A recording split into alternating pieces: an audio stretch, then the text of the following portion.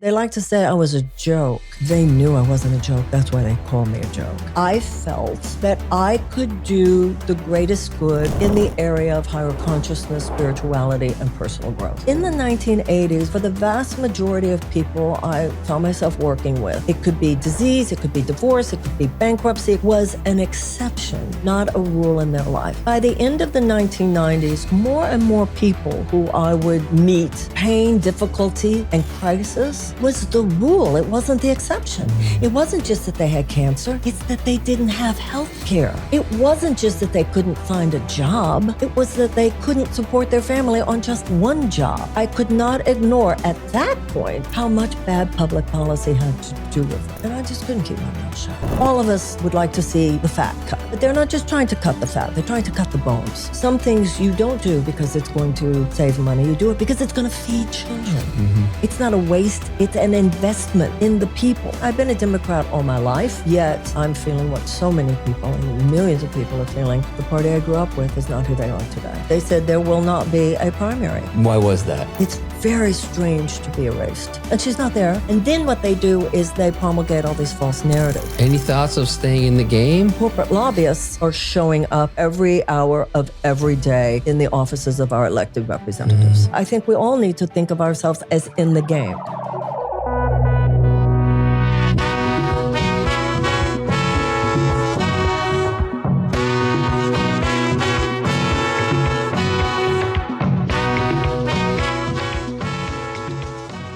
All right. So how did you end up in a geodesic dome in your 20s? I fell in love with somebody who was an architecture student in New Mexico. And so it was, I guess you'd call it a commune. We were all doing things that people did in those days, plus growing vegetables, although I don't really remember growing any. But there's a lot of stuff happening now and that everybody thinks is so new. Oh, right. And I'm yeah, like, it's been. honey, we were young too. And you said New Mexico was really kind of central to a lot of this, I guess, a lot of stuff that's, people are really into nowadays. Yeah, absolutely. It was a hub for that. Yes, absolutely. Why do you think that is?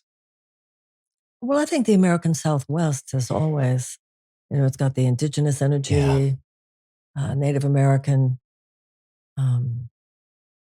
deeper understanding of nature. Yeah, the connection to nature. Yeah. So, California was certainly a hub for the counterculture, but a lot of people doing some deep application and reading were New Mexico at that time. Yeah. You had, like most people, you had your struggles. Well, I was in my 20s. In your 20s. As I say to young people all the time, the 20s are hard, but they're not a mental illness. They're hard. Yeah. They're a time of individuation. So anything that was my quote unquote struggles was very garden variety. Growing up is hard. Yeah. And I love like kind of where you've landed here. Well, thank you. How many, is it 16 books? 16. Well, that just means I've been around a while. Yeah. Not necessarily, but sure, that counts. But like, I think it's, as a dad of 3 kids, I have a 21-year-old, 18-year-old, and 17-year-old. And, my oldest, he's in his 20s. And today is different than when I was in my 20s and you were in your 20s. And we had our challenges, but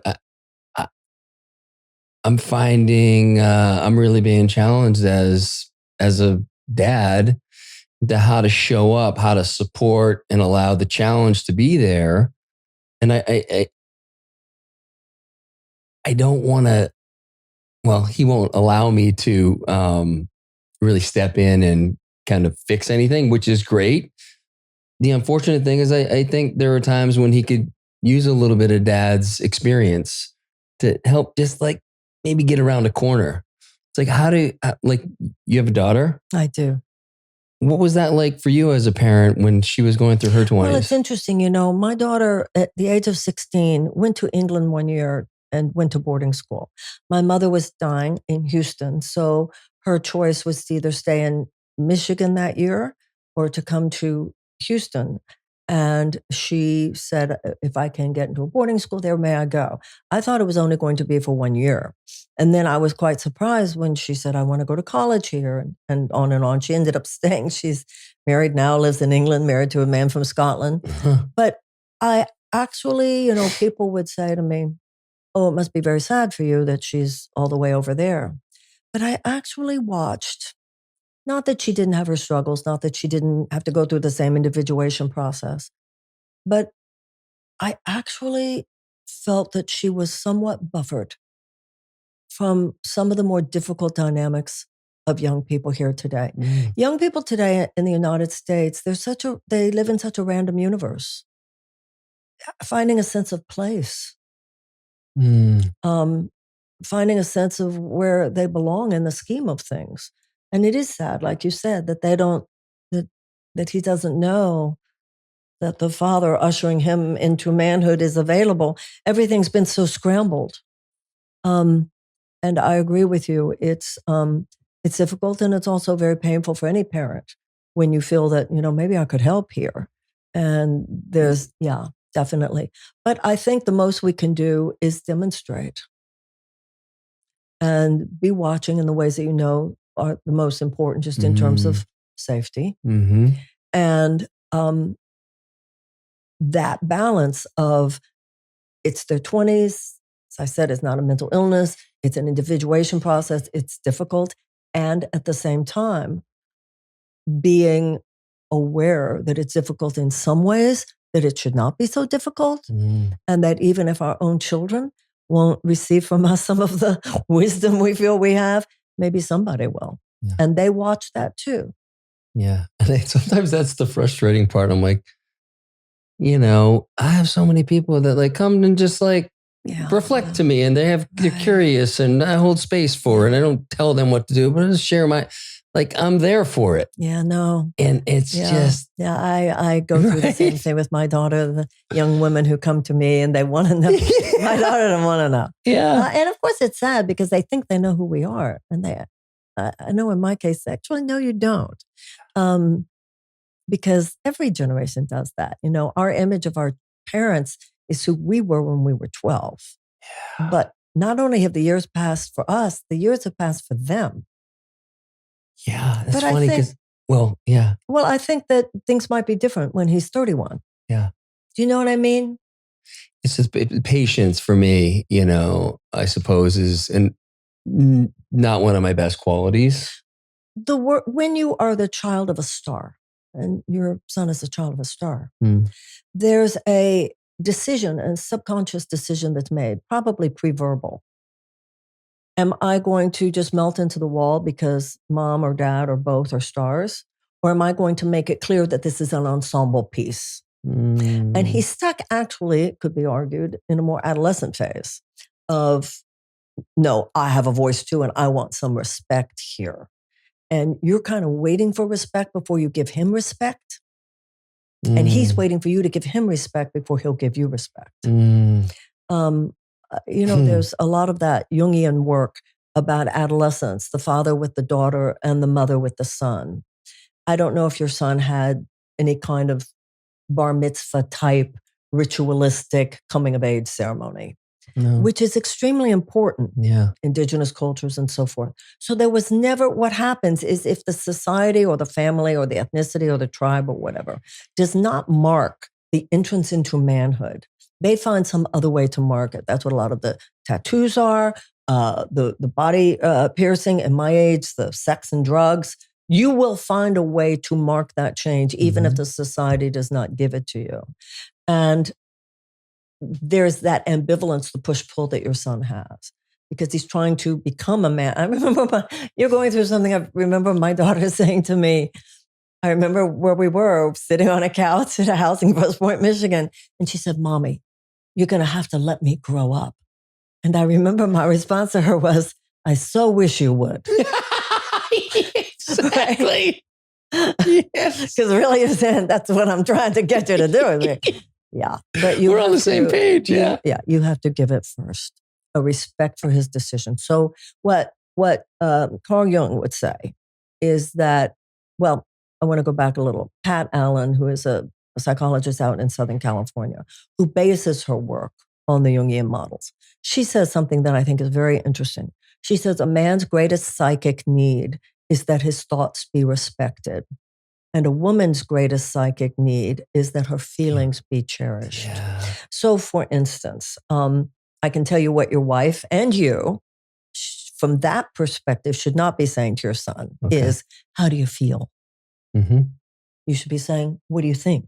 Mm. And you should say, what do you think you're going to do? And even if he says something which you think is the most outrageous thing in the world, bite your tongue. Mm-hmm. Unless it's unsafe, obviously. Mm-hmm. Respect, respect, respect. He doesn't, he feels he's still in a kind of, it wasn't given to me, that respect. I'm not so sure it kind of wasn't. I can see where the wire sort of got crossed, but I know now that's what he craves.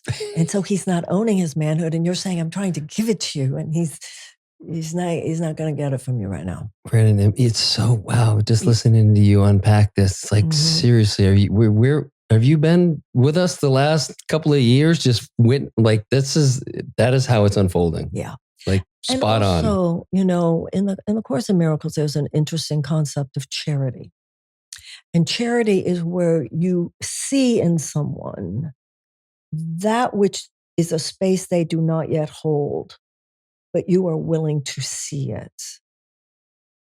So it's almost like talk to him as if he is more than he is. Talk to him as if he has manifest more than he has, because he can't find that space. Just speak into it.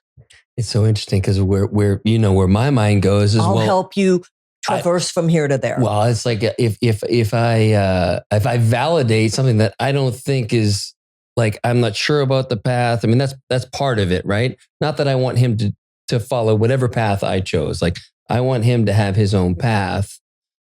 There are a few things that I think are important along those lines. He's been in, I feel like he's just been in limbo for a bit, and I'm okay with limbo to a certain degree. Cal. Yeah. He's 21. Yeah. Most of us are in limbo at 21. Not only are most of us in limbo at 21, it's quite appropriate developmentally that you're in limbo in 21. You know the whole chrysalis theory, right? The caterpillar. He's in the imaginal soup. And you're looking at the imaginal soup, the imaginal cells of the disintegrated caterpillar. And you want him to, first of all, you can't rush the period, the imaginal soup, before it turns into a butterfly. And if you do, it will kill the butterfly, right? But you're seeing, oh my God, this is just a bunch of goop. Because if you just come along to the disintegrated caterpillar, it just looks like a bunch of goop. It's actually the imaginal cells that will one day be the butterfly. And he is registering your horror at the goop. Yeah. Yeah, he's picking up on that for sure. Just be so excited in your own mind. Because, everybody subconsciously knows everything about the butterfly he can become. Yeah. Thank you. I needed that a lot. There's a lot of biting our tongue with children. Yeah. I've practiced that a little bit more lately, and yeah, it's been well received. And when I haven't, it's been shut down. It's been feedback like, don't go there. He's even said, do not tell me what to do. Ask me a question. Yeah. I suggest that you do that. I suggest that you follow instructions. Yes. Oh. So first time you engaged with A Course in Miracles, you were like, not for me, right? If I remember correctly. I wouldn't say that. I was, I think, in my mid-20s, and I had a background in metaphysical books, and I was from a generation where you read Ram Dass and Alan Watts in the morning, and then you went to a Vietnam anti-war protest in the afternoon. And I told you about my living in New Mexico. We were all reading Isaac Asimov and, and doing the kinds of things that enhance the reading. Yeah. So I certainly had a background. But what happened for me, and I had studied a lot of comparative religion in school, including here, the University of Texas one summer. But when I picked up the Course in Miracles, I was just at somebody's house at a party, and the Course uses traditional Christian terms, but in decidedly non-traditional psychotherapeutic ways. Well, I'm Jewish.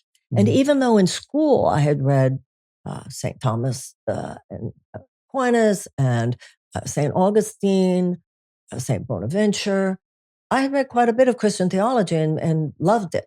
But this was my personal life. So I assumed this was like a quote unquote Christian book. And so I was intrigued, but I just thought, well, that's a Christian book. You know, when I was growing up, I'm Jewish. They read that one, darling, and we read this one. You know, it was nothing good, bad, judgmental. It was just, but then a year later, I picked it up again. I picked it up really for myself the first time. My boyfriend brought it over to the house, and you find out very quickly, like in the first few pages, this is not a religion.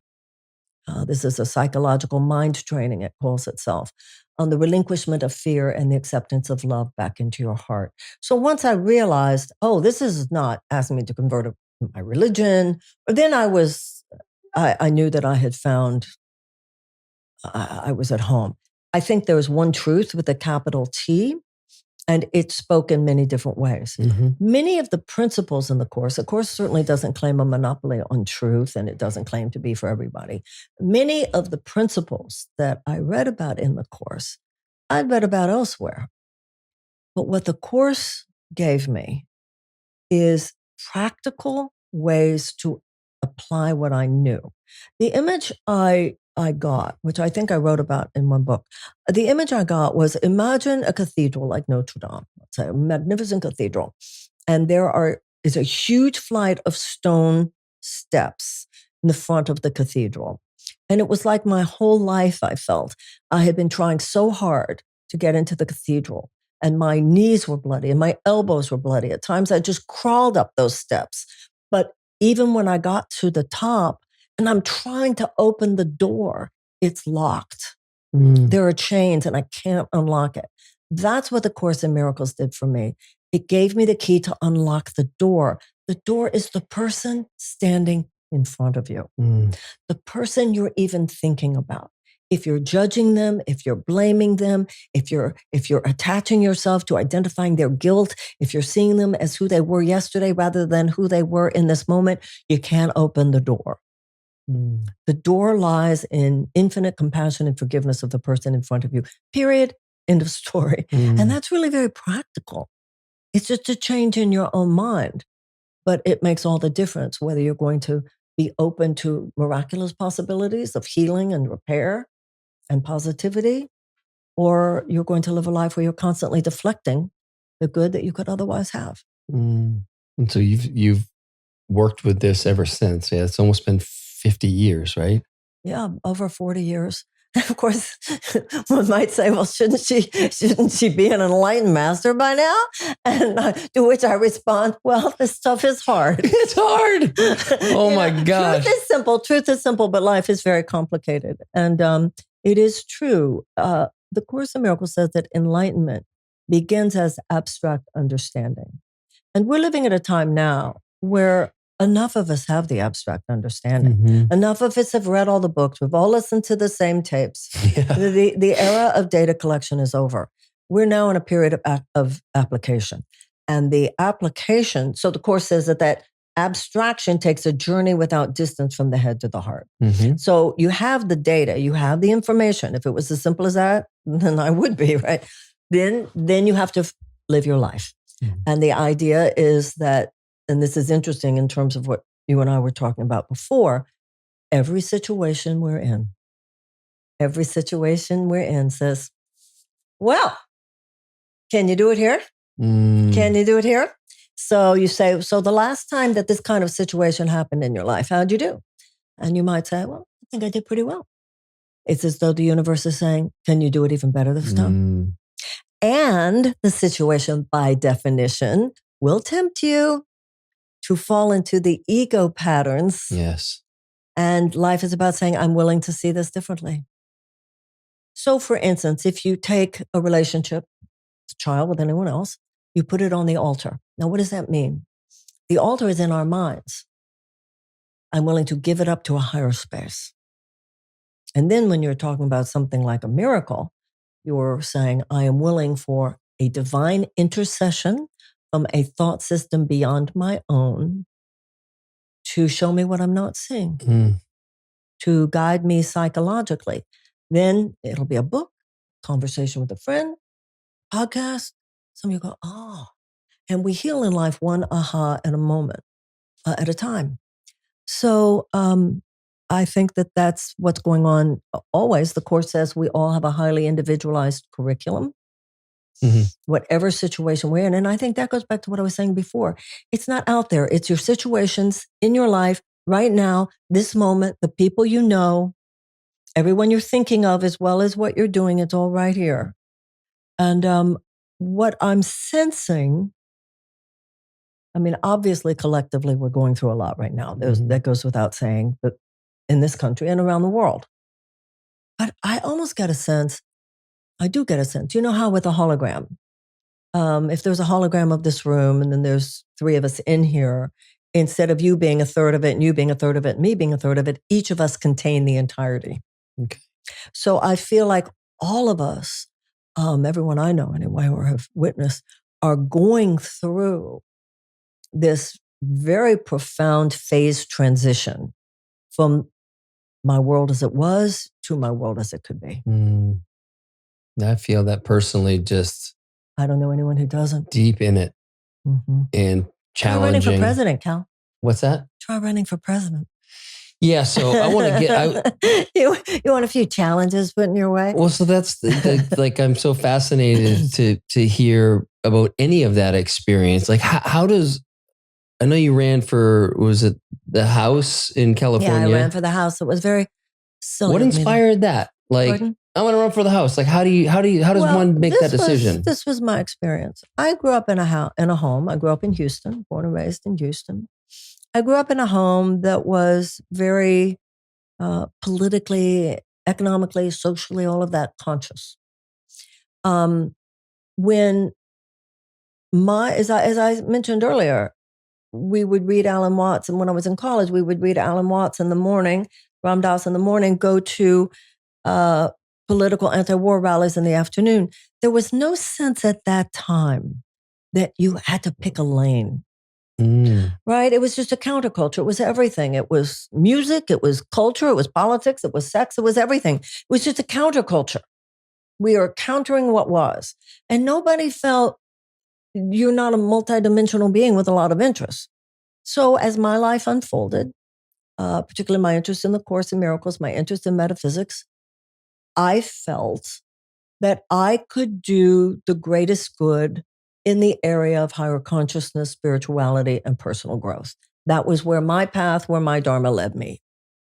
Early in my career, I was very involved with the AIDS crisis. And then out of that, it just unfolded organically that I would have a lot of experience with people who were going through the darkest hours of their lives. Now, this is in the 1980s.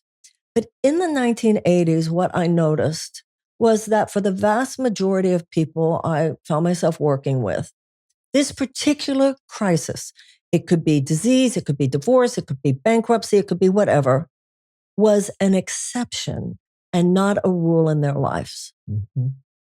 Something changed in this country in those 20 years. By the end of the 1990s, getting into the early 2000s, more and more people who I would encounter in the hour of their agony, the aspect of pain, difficulty, and crisis was the rule. It wasn't the exception. It wasn't just that they had cancer. It's that they didn't have health care. It wasn't just that they couldn't find a job. It was that they couldn't support their family on just one job. It wasn't just that they didn't have a job. It was that they felt their kids wouldn't respect them. I saw how multidimensional the suffering was out there.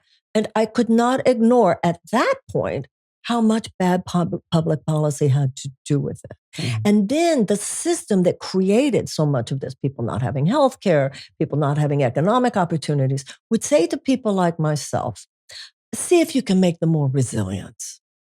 See if you can help them feel better. And I went, what's going on here? And then also private charity. So I'm very involved in founding nonprofits, Project Angel Food in LA, very involved as a we're gonna with charity. And I began to realize something had gone so askew in this country that no amount of private charity or counseling could compensate for a basic lack of social justice. And I remember once a U.S. senator said to me when I was working as a non-denominational minister in Michigan, Miss Williamson, do you have any ideas what we should do about the mental health crisis? I remember saying to her, yeah, why don't you stop driving everybody crazy? You make it so damn hard. You make it so damn hard. And then that same system, and this is on high gear today, and I see it here in Austin, okay? You're smart. You're attractive. You're on the ball. You'll be fine. What are you complaining about? And this is going to only get worse in the next few years because that's definitely what someone like Vivek Ramaswamy is all about. My point, you shouldn't have to be brilliant. You shouldn't have to be beautiful. You shouldn't have to be talented at art or music or dancing or sports to be able to work at one job and have dignified pay and be able to support your family. And I just couldn't keep my mouth shut. And we were talking on the way here. Is it that she's a woman? Is it that she's a Jew? No, it's that she's a Texan. You put those two together, that's a broad who's going to speak her mind. Okay, so you take a crack at it in 2014, politics, and then... My mistake there was that I ran as an independent. And why was that? I did it for, I think, the right reasons. It was already becoming very obvious to me, and I think to others, that there's this corporate duopoly, and that more independence in Congress could really help break that. I was very aware. I had written a book called Healing the Soul of America. For that book, I had done a lot of research, a deeper study into American history than I ever had before. I knew that abolition had come from the Abolitionist Party, women's suffrage came from the Women's Party, Social Security came from the Socialist Party. The third party voices that were not part of the dominant political status quo, were very important. What I very naively failed to recognize or couldn't see because I hadn't run before is that the Democratic and Republican parties have done so much to peripheralize third-party voices, make it very, very difficult. So I think if I'd run as a Democrat, it might have been different. I've been a Democrat all my life. Yeah. And yet I'm feeling what so many people, I think millions of people are feeling, both Republicans and Democrats. The party I grew up with is not who they are today. Yeah, I recognize that. Well, I was when Bobby Kennedy threw his hat in the ring, I was all for what he was bringing to the table. Like medical freedom is a big thing for us, and freedom of speech / censorship. And so I really liked what he was sharing. I marveled at what was done to keep him out. I mean, the fact that he didn't have Social Security detail. Well, he was not the nominee yet. I'm not so sure on that one. I'm with you because that is given to the nominees. So that his asking for that so early was a little, and he had Gavin DeBecker. So I wasn't sure I understood that one completely. But the other things they did to him, I certainly agree because they did them to me as well. What was your experience? The exact same. People keep saying, happened to Bobby. Well, hello. Yeah. Kicking you off ballots, infiltrating your campaigns, smearing you. What they do, it's a two-part strategy. Number one, they de-amplify you.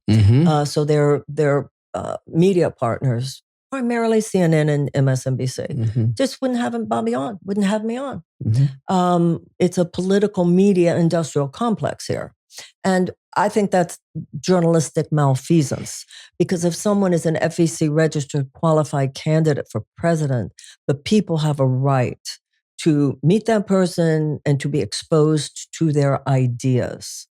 And they de-amplify. And then in addition to that, which they did with Bobby as well as with me, they promulgate the most ridiculous narratives. Mm-hmm. And it's always some form of that person is crazy. That person is kooky. And I think it sticks more easily with a woman, actually. Mm. And so everything that he's described, and listen, as I said to him at the time, if I had your name and Nicole Shanahan's money, I would have gone off broken free too. People say it was such a brave move. Yeah, well, if you have 15 million, it's easy to be brave. A lot of money, yeah. Mm-hmm. But he was right, everything he said. And then look how much better off the Democrats would have done if both Bobby and myself had had a chance to be heard. So that when you talk about censorship and free speech, but then on the other hand, you talk about someone like Elon Musk, okay, that's a great champion of free speech. Mm-hmm. Well, you tell me, he had a Twitter Spaces with all of the presidential candidates. He said, I will do it with any of the candidates. He tagged me. And then when I would say to him publicly on Twitter, I'd love to, he wouldn't do it with me. So don't tell me he's such a champion of free. Do you know what I'm saying? Because to me, that was a free speech. Any idea why he didn't want to, Mr. Anti-censorship person? Because to me, candidate suppression is a form of voter suppression. If you're a Democratic voter and you never see anyone, never see a candidate on CNN or MSNBC, which I had been on to some degree, enough, I thought, in 2020. Okay. And I'd had a CNN town hall in 2020. This time it was no. I mean, they were overt about it this time. They said there will not be a primary. In why was that? I mean, because I can speculate, but let's hear from you. What is your best guess? They felt that Trump represented such a threat to democracy that they were entitled to suppress democracy in the Democratic Party because democracy was such a threat from someone else. And of course, as the Course in Miracles says, you create what you defend against. That's so good. Mm-hmm. It was. I mean, we were watching it unfold and like, you're seriously talking about an authoritarian regime coming in, and what are you doing right now in front of our very eyes? Right. But there's another dimension of that. The Democratic voters were so codependent with the DNC that they let that happen without going, what the hell is this? This is ridiculous. I'm old enough to remember, right, with this race, the DNC said, we don't primary a sitting president. Now, you heard every Democrat you talk to, oh, we don't primary a sitting president. We don't primary a sitting president. Well, I'm old enough to remember when Lyndon Johnson was a sitting president. And Senators Eugene McCarthy and Bobby Kennedy Sr. primaried him. Nobody thought it was weird. We thought it was democracy. Incumbent senators are primaried all the time. Incumbent mayors, incumbent congresspeople. There's no special assignation for a sitting president. And also there's something else there. The reason Bobby Kennedy Sr. and Eugene McCarthy primaried Johnson was because of their protest against the Vietnam War. That's why this is so important to let people do that. And that actually forced Lyndon Johnson out of the race. If Biden had been primaried, I don't think he would have stayed in long because the debates would have made something so clear. But people say, well, he didn't get out. He shouldn't have had to get out. Bobby ran anyway. I ran anyway. So notice all these other Democratic leaders, the governors that everybody's talking about, Newsom, Pritzker, Gretchen Whitmer, and so forth. Well, why didn't they run? Why were they all just saying, the president has said, the DNC has said? Well, I know why they didn't, because they knew what the DNC would do to them. Yeah. But where is the free thinking on the part of the Democratic voters? We don't primary. I mean, people are so easily put into this codependent maze these days. Just just, pulled along on this like mental leash.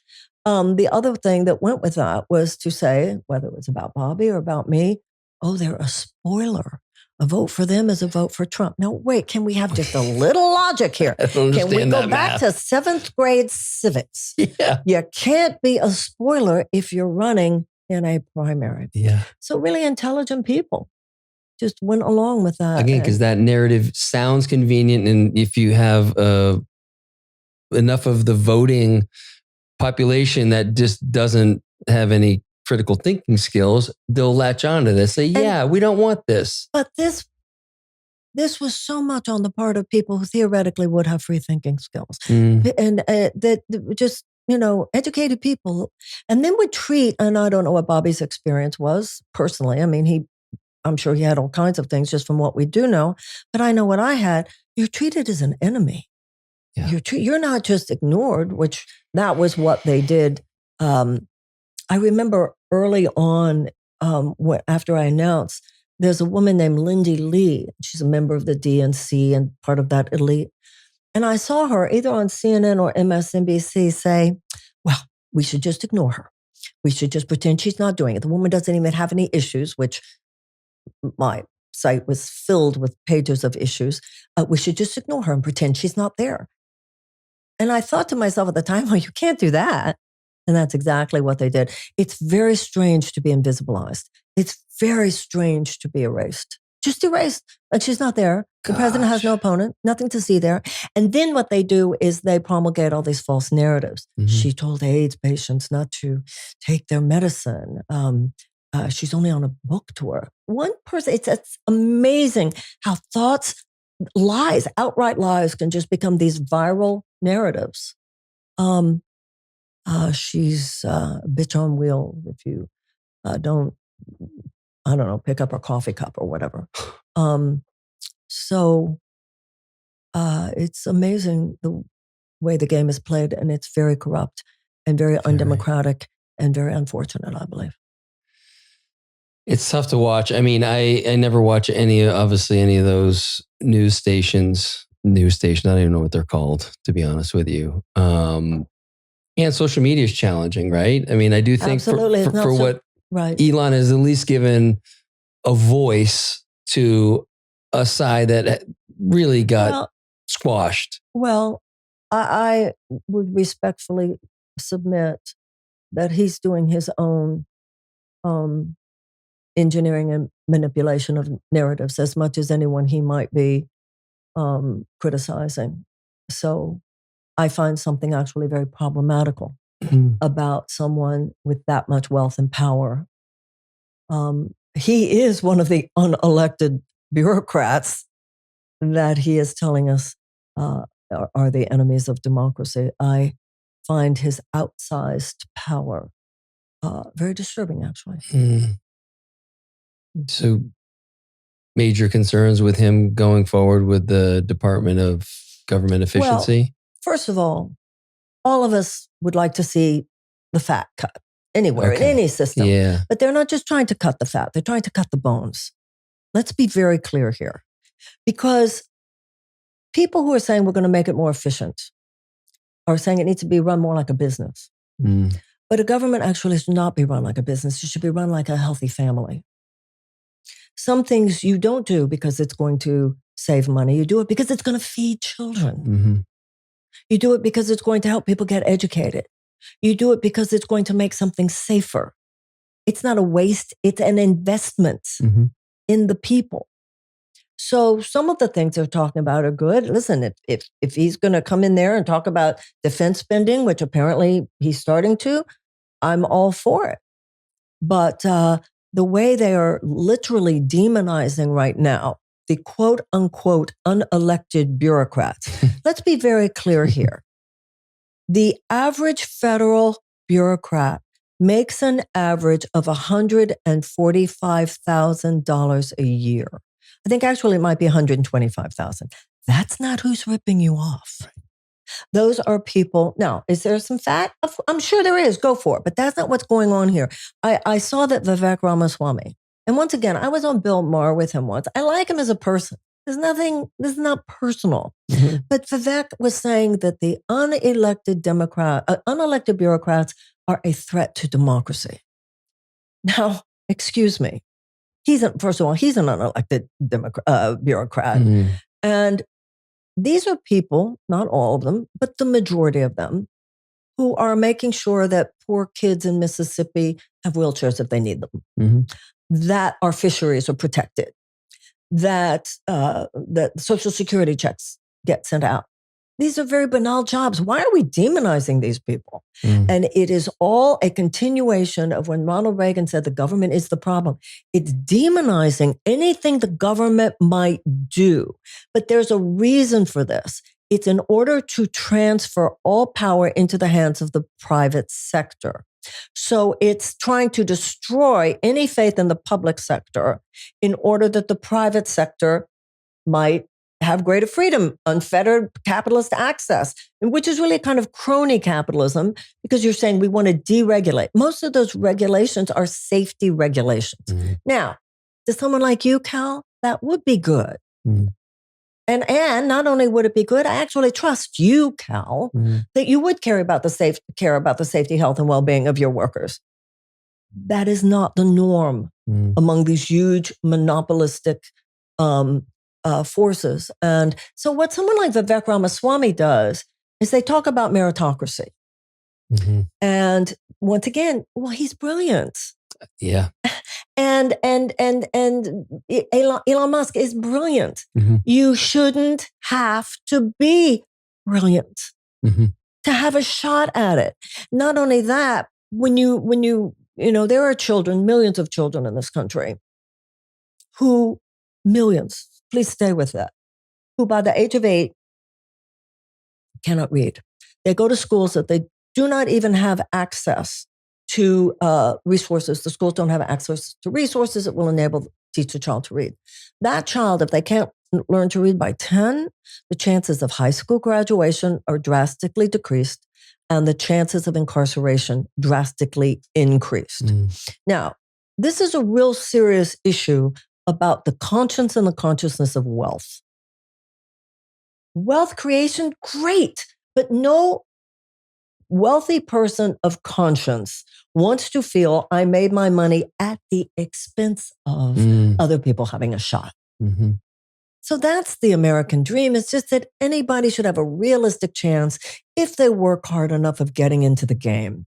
And over the last 50 years, we have drastically decreased rather than increased the chance of the average person to get into the game. During the 1970s, the average American couple could afford a house. Think about that.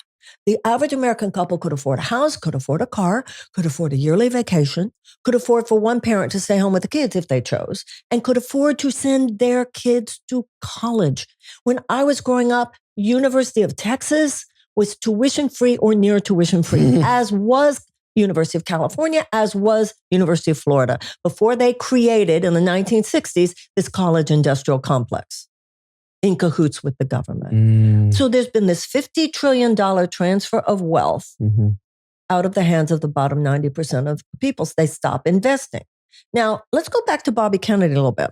Now, I support, I'm with his goals. I myself had talked in the 2020 debate about we have a sickness care system. We're going to have to change food policies, environmental policies.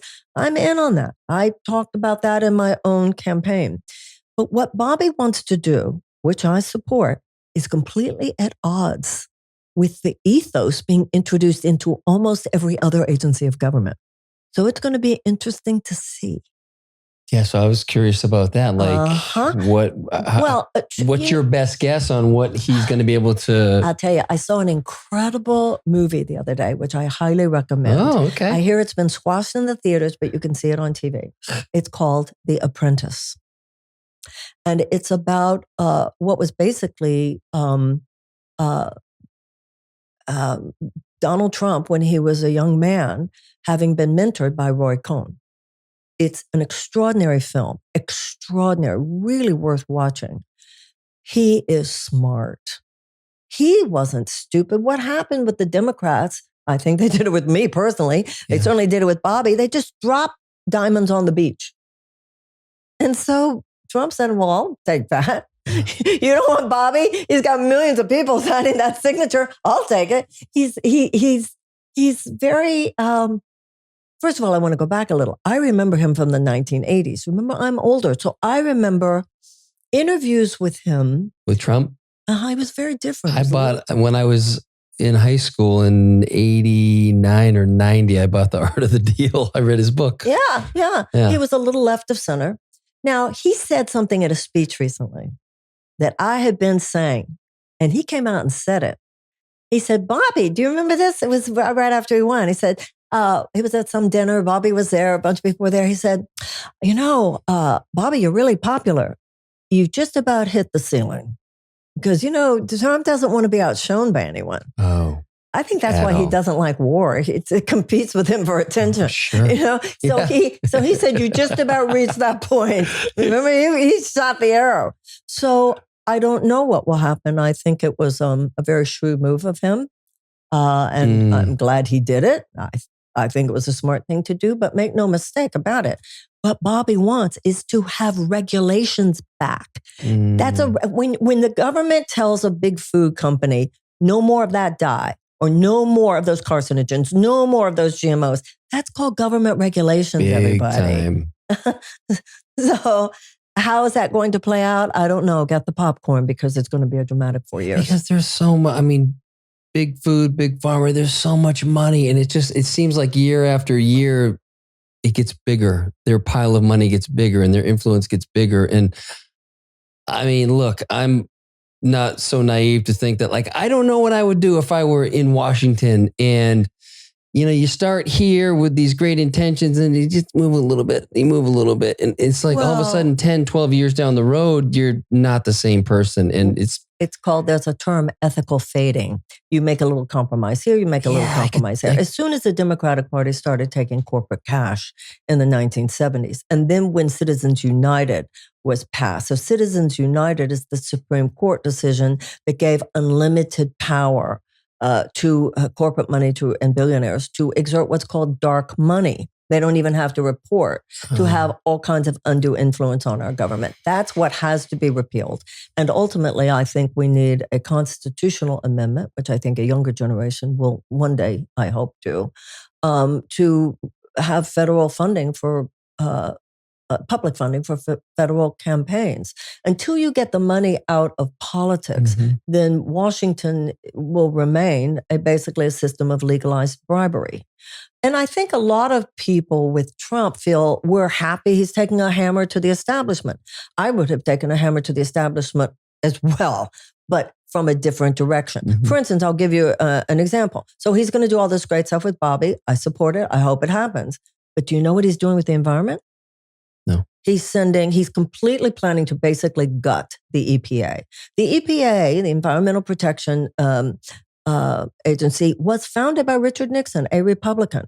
When I was growing up, protecting the environment wasn't a left-right issue. But now you talk about big food, it's an entire matrix of corporate monopolistic power. Big food, big chemical companies, big ag, big pharma, oil companies, gun manufacturers, and defense contractors. So the same man who brings in Bobby to help to blast through big pharma and big food is saying to big oil, come on in, boys, take it all. And he's saying, come on in, boys, take it all. They are planning to, you have the head of the agency is a fracking executive. So how is that going to play out? I don't know, but when they start with things such as that, I will certainly do what I can to be part of a loyal opposition. I hear you on that. Any thoughts of staying in the game, like 2028? Well, I have my doubts about that, but staying in the game, I wish to stay in the game in the same way I hope you'll stay in the game and you'll stay in the game. Thomas Jefferson said the only safe repository for power in the United States is in the hands of the people. And one of the reasons it came to this was because we became distracted and fell for the very naive illusion that somebody's handling it. Somebody's handling it. And I'll show up every 2 years, or for the midterms, or I'll show up every 4 years, do my civic duty. Meanwhile, corporate lobbyists are showing up every hour of every day in the offices of our elected representatives. So I think we all need to think of ourselves as in the game. Being, and that was part of it. It's interesting because the Democratic Party, even looking at someone like myself and how they viewed, she's not one of us. What are you, some kind of frickin' aristocracy? That was not what this country was supposed to be. What they call credible, what they call qualified. Their notion of qualified is someone qualified to perpetuate the system as it now runs. So I hope to remain an inconvenience to the people who so need to be inconvenienced. Yes. How much time is this taken away from this other work that you're doing with Mystic Jesus? Obviously, writing that book. When was that book written? Well, that book was written before this campaign. But I think we need an integrative model of social change, just like we have an integrative model of physical healing.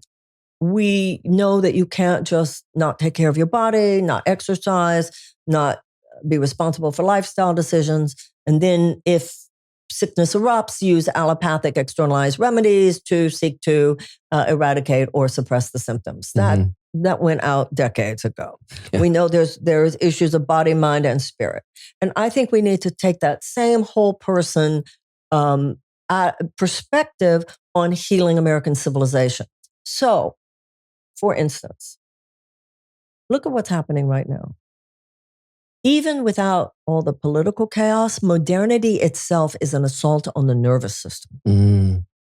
And now, particularly, people are like, we don't have the nervous system that will enable us to both endure these chaotic times, because it's a historic phase transition. This is like where the Atlantic meets the Pacific. There's turbulent water there. So we have to become really good swimmers. One world is falling apart. One world is struggling to be born. We have to be both death doulas and birth doulas. Why death doulas? Well, certain shifts are going to happen. We're going to have to shift from a dirty economy to a clean economy, from a war economy to a peace economy. But we better do it carefully, or thousands of people many thousands will lose their jobs, will lose their livelihoods. You can't just come in and say, let's change it. We have to be death doulas. We have to have a tenderness and a wisdom and a deep sense of responsibility. And we have to be birth doulas. So I agree with Martin Luther King, who said, in order to create the beloved community, we must have external changes in our circumstances and internal qualitative shifts in our souls. So to me, where I live in my heart, it's not, do you write a book about Jesus or do you run for president? You kick ass you pray in the morning and you kick ass in the afternoon. You, as I'm sure anybody living a well-balanced life today, there are some issues that have to do with the cultivation of our own vessel. Yeah. Because we not only have to endure these times, we have to be transformers of this time. Yeah. So it's about who we are as much as what we do. And I think it's in that place of who we are that we get a sense of guidance about what we should do, actually. By the way, I want to thank you, for Karina reached out to set this up. And because of that, I read your book. And in reading your book,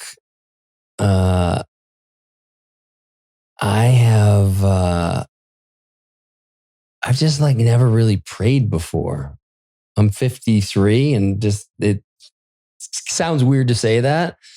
I've meditated plenty, and you could argue that there was some prayer in there, but I haven't done the old school, truly surrendering prayer. I don't know. Please guide me. Any of those theatrics. And I'll tell you, last night I did for the first time. And I let go of the awkwardness of not necessarily knowing how to do it right and understanding that I am just doing it. And then I woke up this morning and did it again. And I felt a different connection to Peyton. And that would not have happened had you not been here. Well, ask for a miracle with your son.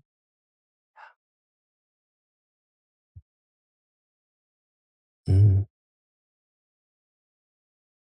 By the way, if it hadn't been my book, it would have been somebody's book. It would have been.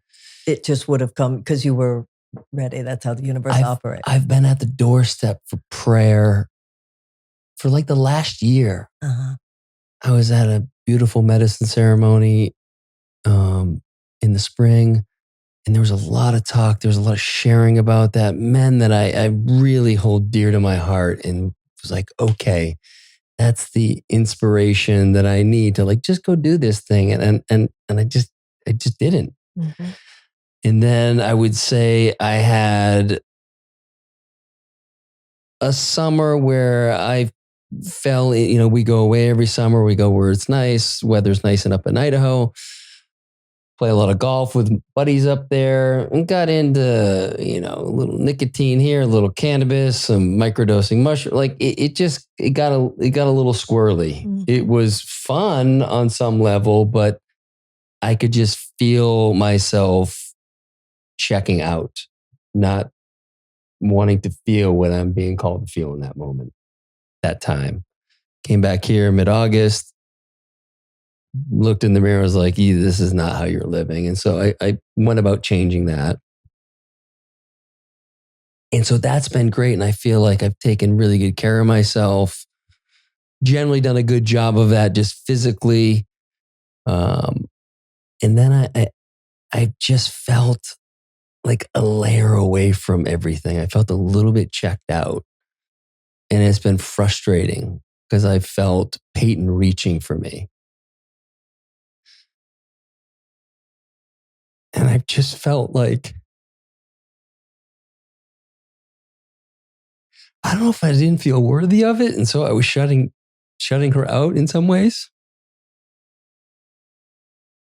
But I've just felt a lot of shame around that. Like I can, like intellectually, I see it happening. And there's just something about me that's just like closed off. And I just felt like last night, today was like a step in like just honoring her, honoring us. And I don't know if it's, it's almost like I have this concept of self-reliance, and boy, did it do me some good when I needed it. And it created a lot of really cool experiences and cool things and abundance. And I found that later in life that I've relied on it way too much, and it's closed me off from these deeper connections. And I feel like my prayer, when I think about it now, was, I don't got this. And I've been kidding myself for so long. I think early on in life, I had a real aversion to organized religion. Whatever that structure is, has never felt right for me. I've had this notion of faith in the last 5, 6, 7 years as I've started to wake up to like what's going on in life. It's like, oh, okay, so I believe in something. I don't know exactly what it is. And so prayer for a long time was just like, I didn't get it. I didn't believe it. Oh, this person healed by all our prayers. Like, have a prayer circle. Like, it seemed kind of corny to me. And I kind of threw it in the organized Christianity thing that just, I saw a lot of hypocrisy, and it just didn't make sense to me. And so I've known since then that there is a real power of prayer. Peyton is big on prayer. I have like I said, a lot of men in my life who pray and like I understand it. And I just, I think for many of these reasons, just didn't have the courage to do it. I think a lot of times in life, we have a particular personality characteristic that is our strength until it becomes not our strength. Rugged individualism is an American strength, and then it can become rugged narcissism.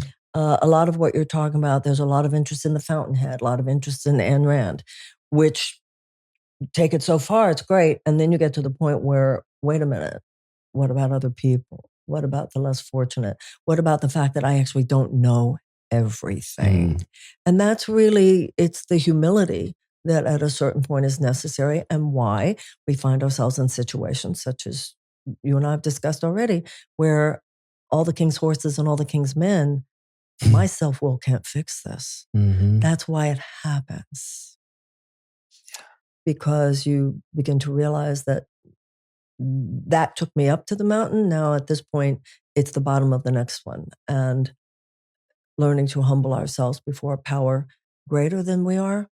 And like you said, we're not talking about institutional Christianity or dogma or doctrine.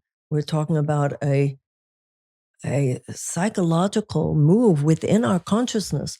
The Course in Miracles says prayer is the medium of miracles. It's where you are willing for a guidance from a thought system beyond our own to enter into our thought system and show us things which we might not have seen. And it can't happen without our free will. And that's why prayer is a way of saying, I'm willing. Because I don't got this, like you said, I don't got this, and I'm willing to see what I'm not yet seeing. It's like you were saying, we're all going through our version of that. But it's beautiful to hear you describe it so eloquently. Thank you. Yeah, I feel like I've been kind of in and out of this thing for the better part, over a year. And a lot of the tension for me has been withholding how I really feel about certain things with Peyton. It has nothing to kind of do with her. It's not our relationship, but things that maybe I'm struggling with that I don't have. That through all the conditioning, and this podcast is the great unlearn, and I'm still trying to unlearn this piece, is that I don't have it. And it's okay that I don't have it. A Course in Miracles says that enlightenment is an unlearning. It's an unlearning of a thought system based on fear, which in the case that you were just describing is fear masquerading as strength. The ego mind is our self-hatred that masquerades as our self-love. And up to a point, in many of the ways you described, it's great. It's the manifester, it's the divine feminine, it's all that great stuff. And then at a certain point, you come to understand that your will is not God. And that's not weakness. That's strength, actually. To realize that there's a place where we take the second place to gain the first. And allowing for that conversation. What's happened in America is exactly what you said. People don't want a lot of the organized institutional doctrine and dogma, and then realize, but I threw away the baby with the bathwater. Yeah, I used that earlier today. Yes, totally. So, and that's what careers like mine actually have been based on. The biggest religious denomination in the Course in Miracles, in America, is called the unchurched. We're living at a time of a great rethink. We're rethinking everything. We're rethinking government. We're rethinking nature. We're rethinking our bodies. We're thinking our relationships. We're rethinking medicine. So, of course, we're rethinking religion and spirituality. And a lot of what we are recognizing, God, Jesus, all of the great scriptures, we want to liberate them from the confines, the narrow confines of institutional biases and perspectives which we simply inherited. And we want to individuate. Yeah. Yeah, for me, and I'm still obviously developing what that relationship is, but like with my creator, I'm not sure what it looks like. I know that really step one is opening myself up to with the humility of, I don't know, I'm here to serve. Please guide me with that humility. And then, So you do know what it looks like, because that's what it looks like. yeah, More universally applied. and it's so counter to what we're told. Exactly. Especially as men, I'll just say for me, you're supposed to know. You've got, even if you don't know, pretend you do. Oh yeah. And that was like a big like weight off my shoulders. Again, it was probably 6 years ago. I had this notion like, I don't fucking know it. I don't really know I don't know much of anything. And it was in the context of Peyton energetically was off about, she was just feeling not in a good place. And I just assumed it was me. And I assumed there was something that I had done and da da da da. And so in my orientation to that generally has been avoidance. So I make myself scarce because that's what I used to do with my dad when he would be upset with me. Well, I sat there and thought about it, like, I have no idea why she's upset. Actually, could have something to do with me. And if it does have something to do with me, I should probably want to know what that was so it doesn't happen again, or, we can have a conversation about it. And it kind of, it opened me up to curiosity and wonder. It's like, I don't actually need to know anything. I really only need to know my own experience with whatever it is. I can share that. And then beyond that, it's, in the Course in Miracles, he says, my way is not difficult, but it's very different. So it's not that this stuff is so hard to apply. It's just that it's not the way we were taught to think. So what you just described was just a transformation of the way you looked at something. That's what the miracle is. You looked at it one way, and then you look at it another way. I don't have to. I don't have to be lost in that confine of it must be me. And that was how wisdom came to you. And then you saw it differently, and that opened up a space of possibility. And that's like you were saying, the unlearning an old way of looking at things. And I think that that's really what so many of us are going through. If I look at my life and my life is a certain way, and I realize that that's a reflection of the way I've been thinking until now, well, maybe I'd be open to a different way of thinking. In the Course in Miracles, the highest point of wisdom is I am willing to see this differently. And especially, once again, that's why the universe sets it up so you run into situations where, with all my strength, with all my power, I can't do this one. And somebody's just hitting me with the wall. I'm willing to see this differently. I've been trying to sort this thing out I've been dealing with for over a year. And I finally... I said, do it for a living, you think? One of the, by the way, I loved, there was a lot of unlearning in your book. So I was like, I appreciated Thank you. That for sure. There was a quote, I wrote it down here. Hopefully I got it right.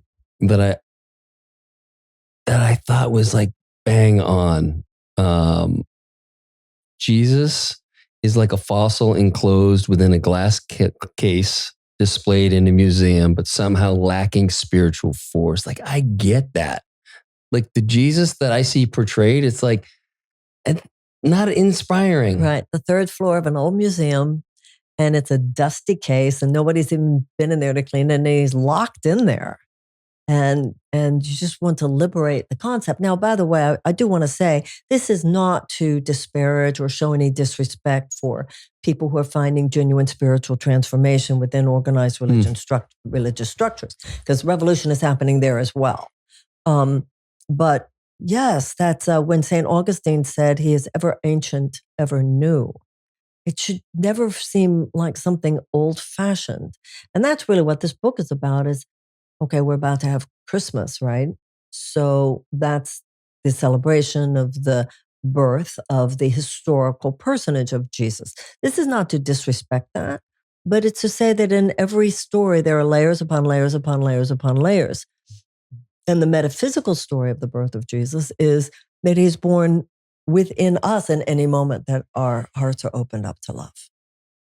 And that the birth of the Christ is that which is mothered by our humanness, fathered by God, who in a very real way impregnates the human heart. That's what makes it an immaculate conception. The divine masculine then is not God. The divine masculine is Joseph. So one of the things I love, kind of when people say, well, if you have a dream, every person in the dream is an aspect of yourself. Within the metaphysical tradition, every person within the great religious stories, Buddha, Old Testament, all of them, is an aspect of yourself. And that's why we're beginning to have this deeper psychological understanding that then we look at that museum and that glass case and we go, no, there's much deeper going on here. And we're having the same experience with politics. No. We're going to remain now. The same with business, with nature, with everything is like, no. That's got to fall away. That's unworkable. That's not helping. It's actually contributing to the problem. It's happening across the board. You're right. Across the board. It's fascinating. The time of the great rethink, which is the great unlearn. Because you have to unlearn the old way of thinking in order to then be open to the new. You have to understand where that came from to be able to unlock that agreement we made, those many agreements, and then, again, have your own experience with whatever it is. And then that's your new truth. At least that's been, it seems like the path that makes the most sense for me, And our own truth has to do with the things we are going through right now. It wasn't just his crucifixion. It's your crucifixion, right? And his crucifixion is a radical teaching example of what it means, what fear and ego are trying to do to you in your own life right now. And then he remained completely loving while he went through it. And then the body goes into the tomb. The tomb is, you're processing it, you're grieving it, you're going through it, you're trying to figure it out, you're atoning for your mistakes, you're forgiving other people for theirs. And then, after those symbolic 3 days, when the women come to retrieve the body, the angels, which are the thoughts of God, the Course says, say, he's not here, he's risen. And that's what's going to happen in that situation. This is going to turn you into someone else. That old you that got yourself into the problem to whatever extent you won't part of it, won't even exist anymore. You will have broken through. It will be like a different molecular structure. Except I don't think it's like a different molecular structure. I think it is a different molecular structure. Yeah. Wow. Yeah. Which is necessary. It's the only option, survivable option for the human race. We have reached a point in our evolution. When we were kids, we learned about evolution, that if a species arrives at a place where its collective behavioral patterns are maladaptive for the survival of that species, then it's going to either evolve in a different direction or go extinct. That's where we are, the human race. And our collective behavioral patterns are not just dysfunctional, they are malfunctional at this point. We cannot continue like this. We cannot continue treating each other like this when we have the kinds of weapons of mass destruction we have. We cannot continue to treat the earth the way we are. You can't continue like this. The Secretary General of the United Nations said it. We're not on a sustainable trajectory. We're talking about the survival of our grandchildren, our great-grandchildren. You and I would probably make it before. We'd leave probably before the real cataclysm. But reason does not dictate that we can rationally assume that for our great-grandkids, the way things are going. So in that sense, a Jesus, a Buddha, a Moses, perhaps Muhammad. I don't know enough about Muhammad to be able to really speak with any level of deeper understanding. That's the only reason I leave the name out. Not because I assume it is left out, but just because I don't personally know much about how it's part of it. You don't want to just bullshit about it. They represent the mutation. They embody behavior that represents a better way. Do you get any pushback from Christians kind of treating Jesus as a mystic? And I know that's probably within the Bible or an interpretation, but what's that been like? There's a wonderful movement going on right now called the deconstructionist movement. Do you know about that? It's kind of, you do. It's amazing what's happening. There is a whole generation, there's millions and millions of people who come out of the evangelical movement and are opening up now to this much broader concept of Jesus and of Christ, of all these Christian terms. And I've done quite a few podcasts, and these are some really smart people, really wonderful. So I'm sure that the more traditional Christians don't listen to Marianne Williamson. She's a false prophet. She's a whatever they would say. I'm Jewish, so I don't really have to care. Right. But I have found there, in what you're saying, there's a distinct difference between what I found as a writer, as a speaker about metaphysics versus what I found in politics. Mm-hmm. Because in the realm of religion and writing and, whatever, she's whatever. In politics, however, if you try to offer an alternative to their agenda, they come after you. Mm. And that's what I experienced. If making you invisible isn't enough, then they'll come after you. And both. Yeah. You either don't exist or you're horrible, and serious people should listen to her because she's kooky. How hard is that? Brutal. In 2020, they made fun of me. They mocked me. They called me a crystal lady, whatever. But it was still within the purview of, well, if you're going to walk into the kitchen, don't expect there to not be heat. So I didn't leave the experience feeling that there was some really outrageous, undue viciousness that had been shown me. Mm-hmm. This time it was different. They were not amused. They heard my announcement address, and somebody said, "Get rid of her." Mm-hmm. As I said, that DNC member saying, "Let's pretend she doesn't exist." They decided there wouldn't be a primary. So it was interesting because they like to say I was a joke. They knew I wasn't a joke. That's why they called me a joke. Mm-hmm. And they didn't have me on those shows and so forth, because they knew that what I was talking about would gain. Listen, I made in the primaries, I got almost 500,000 votes, which means, given how much they suppressed, people who heard me voted for me. And of course, the irony is now everything I was saying is what they're saying. Well, we should have talked about that. Oh, yeah. But even now, there's an erasure and they're saying Bernie Sanders was right. Wait a minute. Bernie Sanders didn't run, but there was someone saying those things. Isn't that amazing? So I don't understand. And it's a mystery in my life. There did seem to be an irrational animus. I think part of it was just panic. Like we're not in as great a position right now, and we've got to focus on whatever they were trying to do, and like you were a distraction. It seems to me. I'm not trying to give them credit. No, I'm not taking it that way. But I do feel there was an extra layer of misogyny there. I never felt in my work in higher consciousness, personal growth, spirituality, I never felt that being a woman limited my options in any way.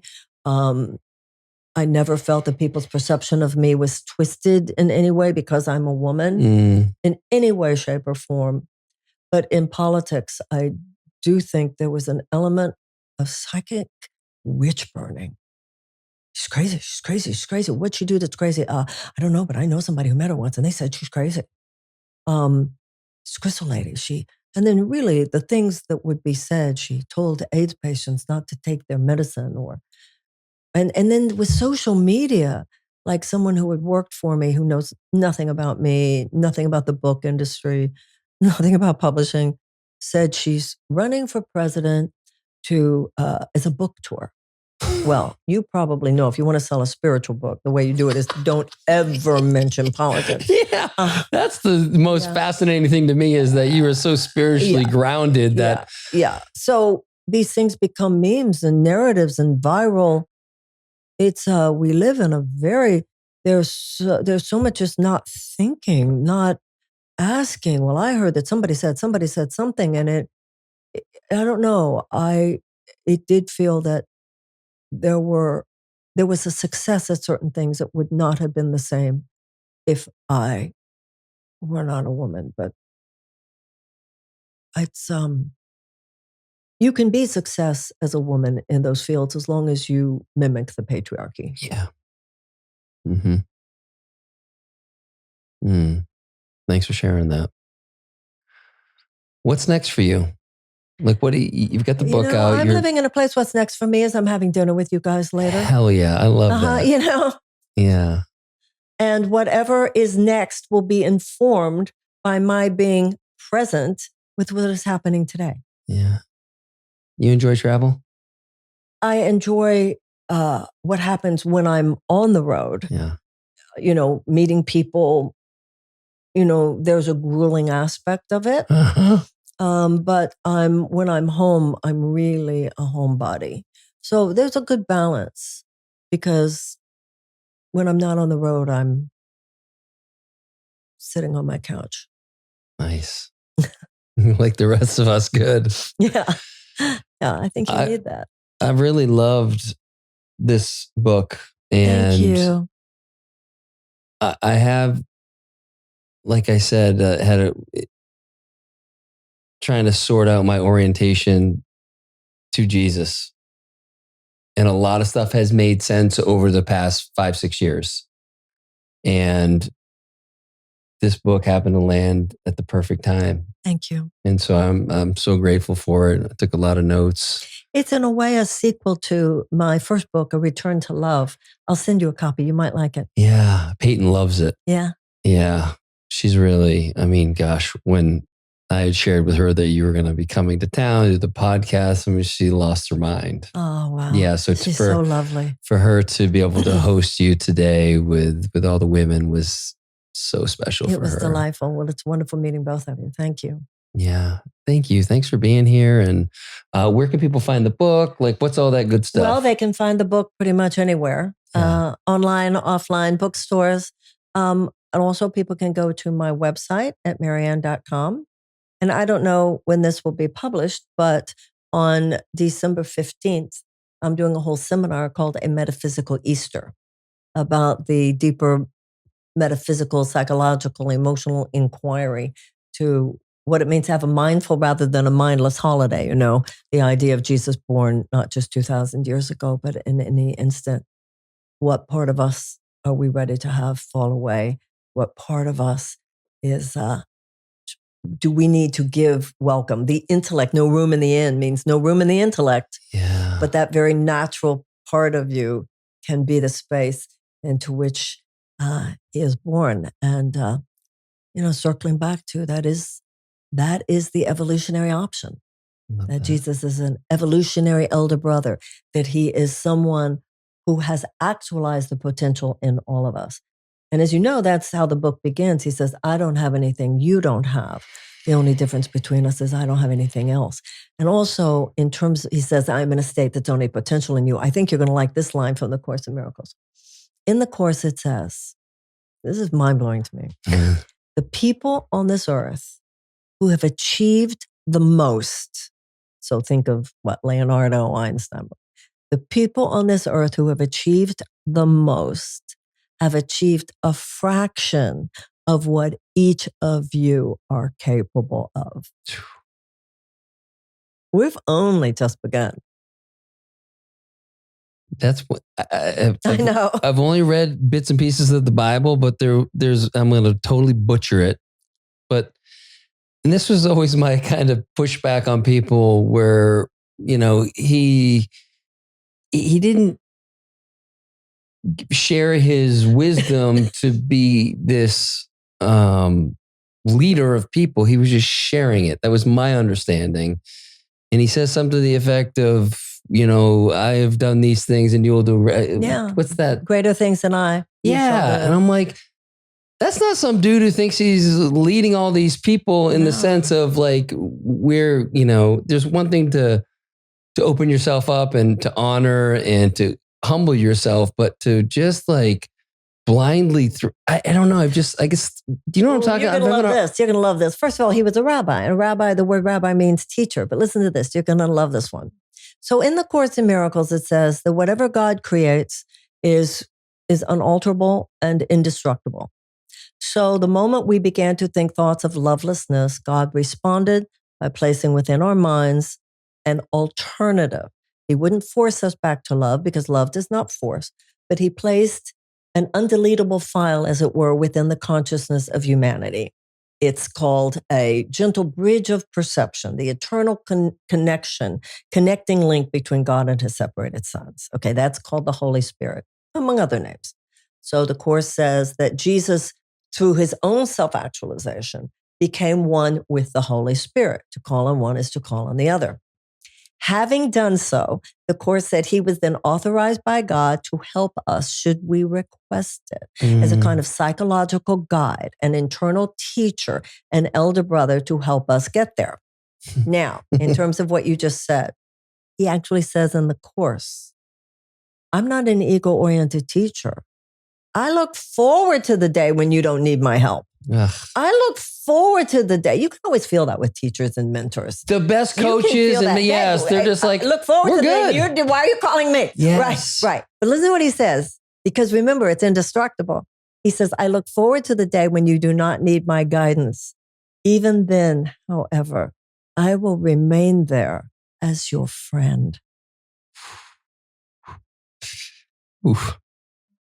That one hit. Until then, however, call on me. Tell me if I can help. Oh, that's perfect. I think that's a perfect place to end.